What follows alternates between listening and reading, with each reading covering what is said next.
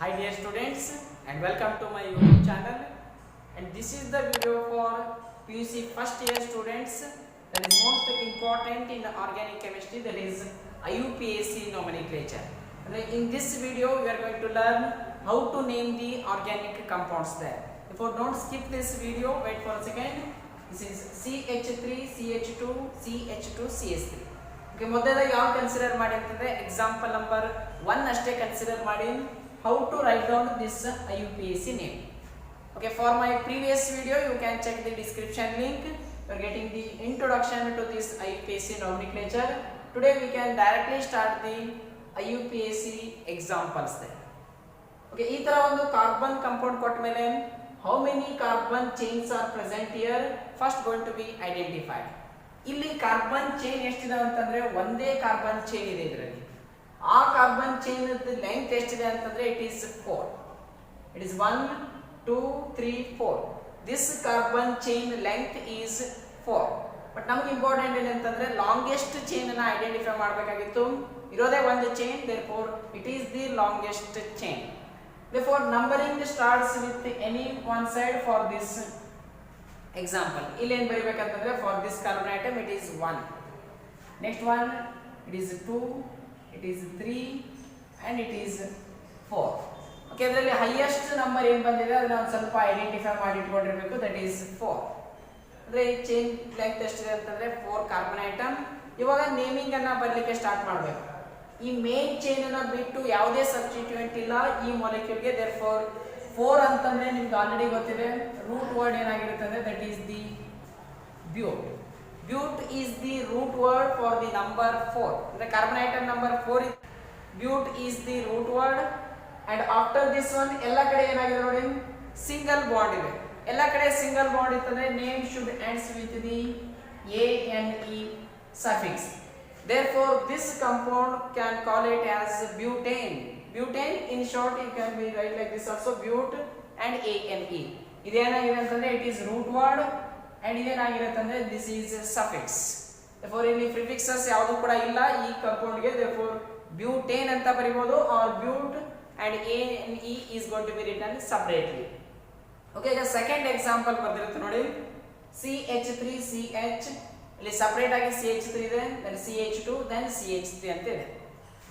ಇವಾಗ carbon chain ಎಷ್ಟಿದಾವೆ ಅಂತಂದ್ರೆ ಇದರಲ್ಲಿ ಕಾರ್ಬನ್ ಚೈನ್ 2 ಕಾರ್ಬನ್ ಚೈನ್ ಇದಾವೆ. 2 ಕಾರ್ಬನ್ ಚೈನ್ ಯಾವ ತರ ಇದೆ ಅಬ್ಸರ್ವ್ ಮಾಡಿ. It is horizontal carbon chain, it is vertical carbon chain. Horizontal carbon chain length is 4. Horizontal ಆಗಿರುವಂತ ಕಾರ್ಬನ್ ಚೈನ್ ಲೆಂತ್ ಎಷ್ಟಿದೆ ಅಂತಂದ್ರೆ 1 2 3 4. It's chain length is 4. Vertical ಇರೋ chain length ಎಷ್ಟಿದೆ ನೋಡಿ, only 2. therefore longest chain rule ಅಂತಿದೆ, ಅಂದ್ರೆ highest chain length ಯಾವ್ದು ಇರುತ್ತೆ ನೋಡಿ ಅದನ್ನ IUPAC ನೇಮಿಂಗ್ ಅಲ್ಲಿ ಕನ್ಸಿಡರ್ ಮಾಡಬೇಕು. therefore you have to identify the longest chain, that is this is the longest chain here. after this one you are going to write the numbers there. ಅದರ ಮೇಲೆ number ಬರಿಬೇಕು. ಇವಾಗ number ಬರಲಿಕ್ಕೆ 2 chances ಇದಾವೆ ನಿಮಗೆ. ಇಲ್ಲಿಂದ ಬರಿಬಹುದು or this side, ಅಂದ್ರೆ left side or right side. But condition ಏನಿದೆ ಅಂತಂದ್ರೆ the functional group or substituent gets the minimum number. ಅಂದ್ರೆ ಇದಕ್ಕೆ ಕಡಿಮೆ ನಂಬರ್ ಯಾವ ಕಡೆಯಿಂದ ಬರ್ದಾಗ ಬರ್ತೇವೆ, ಲೆಫ್ಟ್ ಸೈಡ್ ಇಂದ ಬರ್ದಾಗ ಬರುತ್ತೆ. therefore it is the first carbon atom, it is the second carbon atom, third carbon atom and it is fourth carbon atom. observe carefully, it is not fifth. ಇದು 5ನೇ carbon atom ಅಲ್ಲ, because main chain ನಲ್ಲಿ ಎಷ್ಟು carbon atom ಇರ್ತವೆ ನೋಡಿ ಅದನ್ನ ಮಾತ್ರ numbering ಮಾಡ್ತಿರ್ತೀವಿ ನಾವು. therefore it is 1, it is 2, it is 3 and 4. again highest number is going to be identified here, it is 4. Root word ಏನಾಗಿದೆ ಅಂತಂದ್ರೆ ಬ್ಯೂಟ್ ಅನ್ನೋದು ರೂಟ್ ವರ್ಡ್ ಆಗಿರುತ್ತೆ. ಬಟ್ ಈ ಮೇನ್ ಚೈನ್ ಅನ್ನ ಬಿಟ್ಟು ಇಲ್ಲೊಂದು ಸಬ್ಸ್ಟಿಟ್ಯೂಯೆಂಟ್ ಇದೆ. ಅದು ಯಾವ ಸಬ್ಸ್ಟಿಟ್ಯೂಯೆಂಟ್ ಆಗಿದೆ ಅಂತಂದ್ರೆ CH3, that is methyl substituent ಆಗಿದೆ. ಅದು ಯಾವ ಪೊಸಿಷನ್ ಅಲ್ಲಿ ಬಂದಿದೆ ನೋಡಿ, ಪೊಸಿಷನ್ ನಂಬರ್ 2 ನಲ್ಲಿ ಬಂದಿದೆ. therefore how to write down, I am going to write down this as 2, ಒಂದು ಹೈಫನ್ ಹಾಕಿ ಬರಿಬೇಕು, that is the 2-methyl. it is a 2-methyl group ಇದೆ, therefore 2-methyl and number of atoms 4 ಇದಾವೆ ಇಲ್ಲಿ. therefore 2-methyl but and ಎಲ್ಲ ಕಡೆ ಏನಾಗಿದೆ ನೋಡಿ single bond ಇದೆ. therefore name ends with the suffix ANE. Therefore, its name is 2-methyl butane. Therefore, it is regarding the example number 2. Similarly, I will continue to the third example now.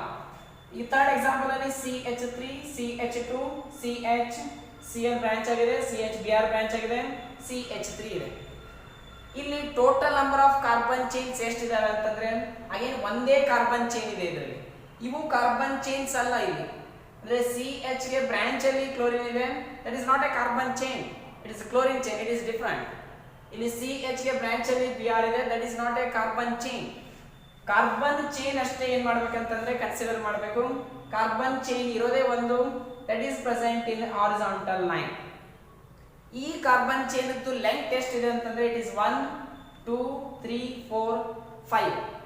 This carbon chain of length is 5. ಇದು carbon chain length ಎಷ್ಟಿದೆ ಅಂತಂದ್ರೆ 5 ಇದೆ. First you are going to write down the numbers. Numbers ಇವಾಗ ಯಾವ ಕಡೆಯಿಂದ start ಮಾಡ್ಬೇಕು ನೋಡಿ, observe ಮಾಡ್ಕೊಳ್ಳಿ. ದಿಸ್ ಸೈಡ್ ಅಂದ್ರೆ ಲೆಫ್ಟ್ ಸೈಡ್ ಇಂದ ಬರ್ದ್ವಿ ಅಂತಂದ್ರೆ ಈ ನಂಬರ್ ಎಷ್ಟೆಷ್ಟಾಗುತ್ತೆ ನೋಡಿ. ಲೆಫ್ಟ್ ಸೈಡ್ ಇಂದ ಬರ್ದಿದ್ದು ಅಂತಂದ್ರೆ this becomes 1, this becomes 2, this becomes 3, this becomes 4. ಅಂದ್ರೆ 3 ಮತ್ತೆ 4ರಲ್ಲಿ ಏನಾಗಿರುತ್ತೆ ಅಂದ್ರೆ ಬ್ರಾಂಚಸ್ ಅನ್ನ ಬರಿಬೇಕಾಗುತ್ತೆ. ಬಟ್ ಲೋವೆಸ್ಟ್ ಸಮ್ ರೂಲ್ ಪ್ರಕಾರ ಏನಾಗಿರ್ಬೇಕಂತಂದ್ರೆ this functional group should gets the minimum possible numbers. ನೀವು ಲೆಫ್ಟ್ ಸೈಡ್ ಬರೆಯೋ ಬದಲಿ ಅದನ್ನೇ ರೈಟ್ ಸೈಡ್ ಬರ್ದಿದ್ರೆ ಅಂತಂದ್ರೆ, ರೈಟ್ ಸೈಡ್ ಇಂದ ಸ್ಟಾರ್ಟ್ ಮಾಡಿದ್ರೆ ಅಂತಂದ್ರೆ how to write down, right side ಇಂದ ಬರ್ದಿದ್ರು ಅಂತಂದ್ರೆ it is going to be the first carbon atom. ಇದು 1 ಆಗುತ್ತೆ, ಇದು 2, it is 3, it is 4 and it is 5. Again highest number is becomes the same, it is 5 becomes the same. but ಇಲ್ಲಿ ಏನು changes ಆಗಿರುತ್ತೆ ನೋಡಿ, ಇದರದು ಆರ್ಡರ್ ಅಲ್ಲಿ ನಮಗೆ ಏನಾಗಿರುತ್ತೆ ಅಂದ್ರೆ ಚೇಂಜಸ್ ಆಗಿರುತ್ತೆ. therefore it is important now. ಇವಾಗ ಮೊದಲು ಯಾವಾಗ ಬರಿಬೇಕು ಹೇಳಿ, ರೂಟ್ ವರ್ಡ್ ಬರೋಕ್ಕಿಂತ ಮುಂಚೆ ಸಫಿಕ್ಸಸ್ ಪ್ರಿಫಿಕ್ಸಸ್ ಏನಾದರೂ ಇತ್ತಂದ್ರೆ ಬರಿಬೇಕು. ದಟ್ ಈಸ್ ಕ್ಲೋರಿನ್ ಅದೇ ಒಂದು ಬ್ರೋಮಿನ್ ಇದೆ. ಕ್ಲೋರೋ ಅಂಡ್ ಬ್ರೋಮೋ ಯಾವುದು ಮೊದಲು ಬರಿಬೇಕಂತಂದ್ರೆ which one is coming first in the alphabetical order. alphabets ನಲ್ಲಿ ಮೊದಲು ಯಾವುದು ಬರುತ್ತೆ ಹೇಳಿ, B ಬರುತ್ತೆ, ಅದಾದ ಮೇಲೆ C ಬರುತ್ತೆ. therefore I will write down the 2 bromo first irrespective of that number. Number ಅನ್ನ ಕನ್ಸಿಡರ್ ಮಾಡಬಾರ್ದು ನೀವು ಕನ್ಸಿಡರ್ ಮಾಡಬೇಕಾಗಿರೋದು ಇಟ್ಸ್ alphabetical order. ಬ್ರೋಮಿನ್ ಅಂತಂದ್ರೆ ಇಟ್ ಈಸ್ B, ಕ್ಲೋರಿನ್ ಅಂತಂದ್ರೆ it is C. B is written first then C. therefore bromine ಯಾವ position ಅಲ್ಲಿ ಇದೆ, position number 2 ನಲ್ಲಿ ಇದೆ. therefore how to write down, how to write like this 2 bromo. ಇಲ್ಲಿಗ 1 a prefix ಆಯ್ತು 2 bromo. next one 3 chloro. therefore write here after this one 3 chloro. okay number ಈ ತರ ಬರೆದಿರಬೇಕು, that is 2 bromo 3 chloro. next one root word 5 ಇದೆ, therefore 5 means it is the pent and ಎಲ್ಲ ಕಡೆ ಏನಾಗಿದೆ single bond ಇದೆ. therefore ಎಲ್ಲ ಕಡೆ single bond ಅಂತಂದ್ರೆ that is nothing but ANE.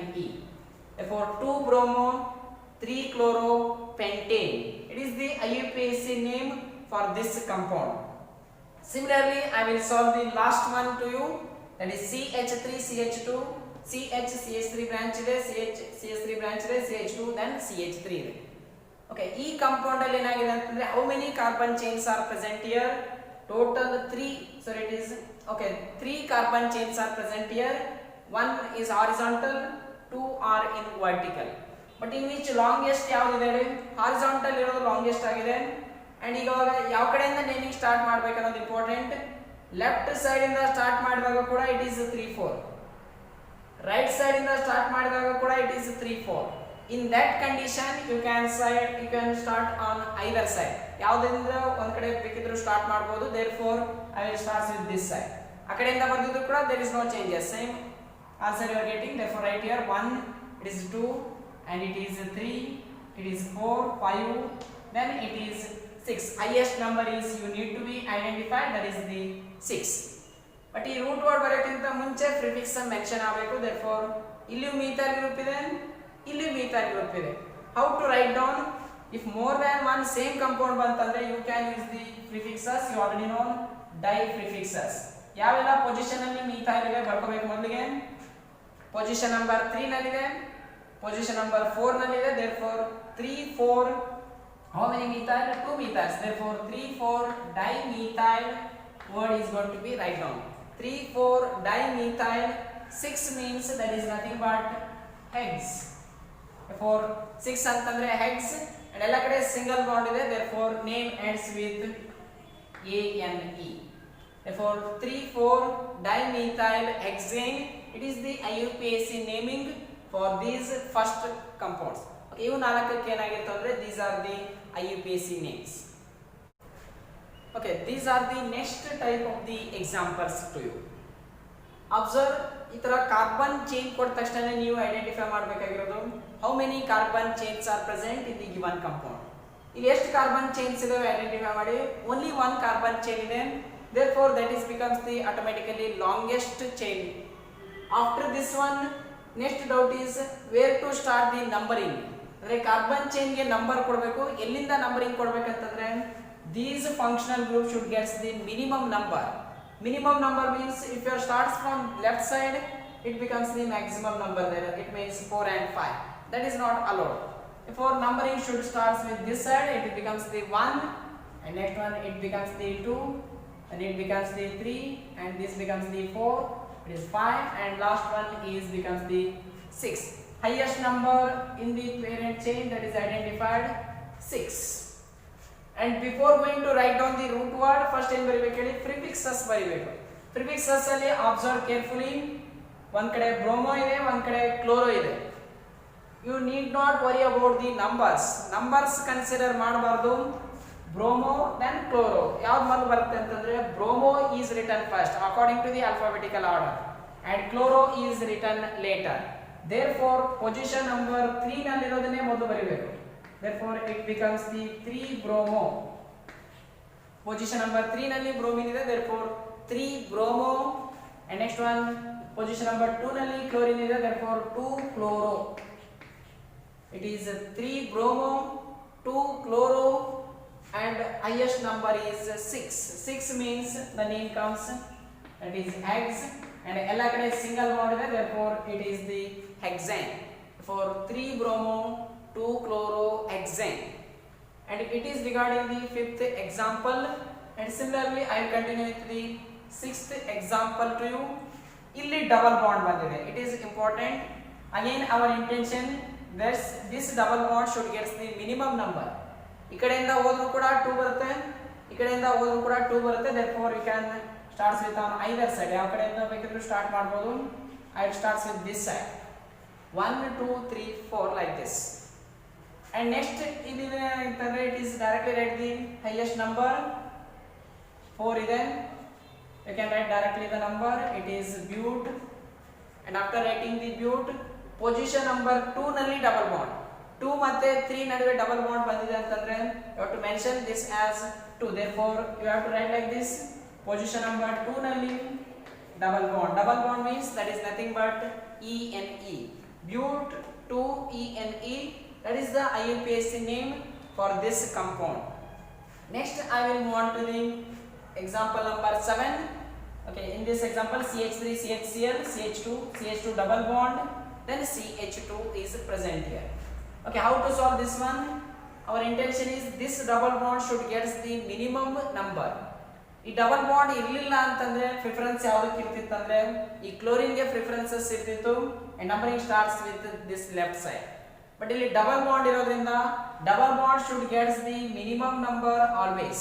Okay, minimum number always ಯಾವ ತರ ಆಗಿರುತ್ತೆ ಅಂದ್ರೆ just observe, this becomes the 1, and next one this becomes the 2, and this becomes the 3, and this becomes the 4 and 5. Then observe now, it is becomes the preference number 1 2 3 4 5 like this. And once you identify the number, write down this as the highest number 5 ಇದೆ. and ಇವಾಗ naming ಎಲ್ಲಿಂದ start ಮಾಡಬೇಕಂತಂದ್ರೆ prefixes ಇಂದ ಮೊದಲಿಗೆ name start ಮಾಡಬೇಕು. Position number 4 ನಲ್ಲಿ chlorine ಇದೆ, therefore it is 4 chloro and highest number is 5 ಇದೆ, that means 4 chloropent. and position number 1 ನಲ್ಲಿ ಡಬಲ್ ಬಾಂಡ್ ಬಂದಿದೆ, therefore you have to write down pent 1 ENE. therefore that is the IUPAC naming of the compound number 7. Similarly, by studying all these examples, You have to work out this example number 8 as homework, and this should be given in comment box. Okay, ಈ channel ಅದು comment box ಅಲ್ಲಿ ಇರುತ್ತಲ್ಲ, ಈ video ಕೆಳಗಡೆ ಅಲ್ಲಿ ಈ answer ಅನ್ನು ನನಗೆ ರಿಪೋರ್ಟ್ ಮಾಡಿ. Okay, that is enough for this today's session, that is regarding the IUPAC nomenclature. Thank you.